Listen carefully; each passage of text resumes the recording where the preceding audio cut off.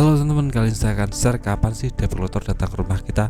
Nah, video kali ini saya buat khusus buat teman-teman yang sekarang sedang melakukan galpay atau gagal bayar di pinjaman online dan bertanya-tanya kapan dia debt collector datang ke rumah. Maka dari itu simak video ini sampai habis ya. Yang pertama-tama saya akan jelaskan alurnya terlebih dahulu. Jika teman-teman sudah melakukan pinjaman online, maka otomatis teman-teman ada tagihan pinjaman. Dan jika teman-teman nggak ada uang, tagihan pinjamannya nggak dibayar dalam jangka waktu tertentu, misalnya 1 minggu 2 minggu, itu otomatis dari pihak pinjaman online akan melakukan tindakan-tindakan. Yang pertama, tindakannya jelas menelpon teman-teman, WA teman-teman. Itu biasanya customer service ya teman. Dan setelah 1 minggu atau 2 minggu teman-teman nggak juga bayar pinjaman, itu data teman-teman masuk ke server khusus pinjaman online. Nah, di server itu akan dibedakan ya teman, mana yang akan ditagih dan mana yang tidak akan ditagih. Nah, itu kriterianya ada 2 yang penting ya teman. Yang pertama adalah tentang nominal pinjaman.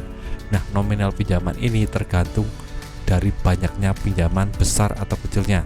Untuk yang pinjaman di bawah 300.000 itu kemungkinan besar tidak akan ditagih debt collector karena itu cuma pinjaman kecil, jadi otomatis tidak akan masuk ke debt collector.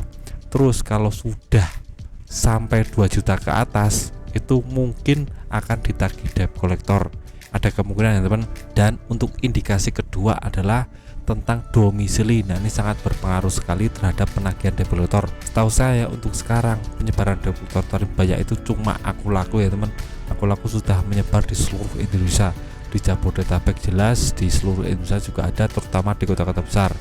Dan untuk aplikasi lain misalnya Julu, Kredivo, EasyCash, Kredit Pintar atau yang lainnya, Shopee Paylater, itu cuma ada di Jabodetabek setahu saya teman. Jadi teman-teman harus tahu domisili teman-teman ada di mana.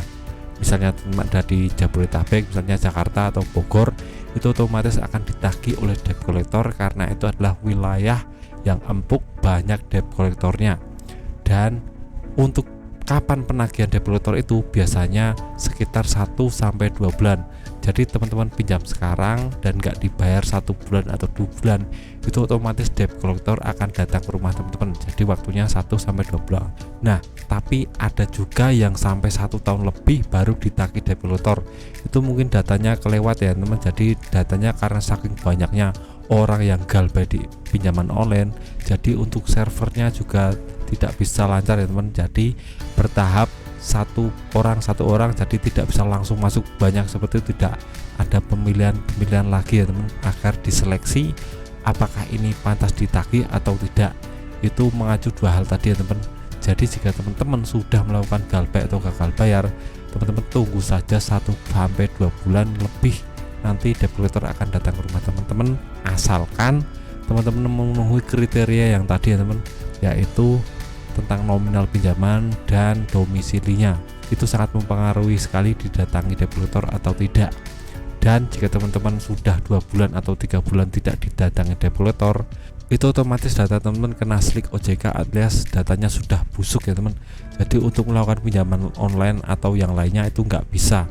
Misalnya KUR BRI, kredit motor, kredit HP atau yang lainnya, yang jelas kredit-kredit seperti di bank nasional atau swasta itu sudah tidak bisa karena teman-teman datanya busuk.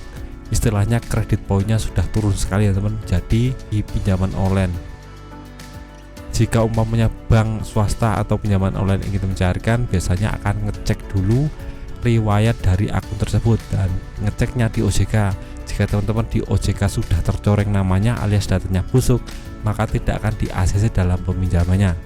Itu adalah resiko terburuk ya teman. Jadi kita tidak akan bisa pinjam lagi. Nah, itu saja penjelasan dari saya kapan waktunya debt collector datang ke rumah, itu sekitar 1-2 bulan.